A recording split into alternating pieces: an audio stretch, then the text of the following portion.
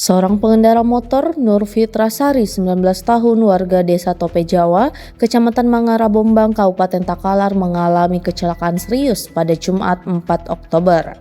Di Jalan Raya Lintas Kabupaten di Kalampa, Kelurahan Kalabirang, Kecamatan Patalasang, Kabupaten Takalar.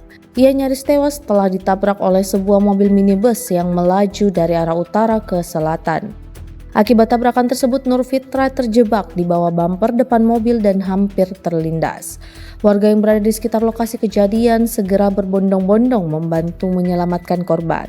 Setelah insiden tersebut, pengendara mobil minibus yang menabrak korban sempat berjanji untuk menyusul ke Rumah Sakit Maryam, namun justru melarikan diri ke arah Kabupaten Goa.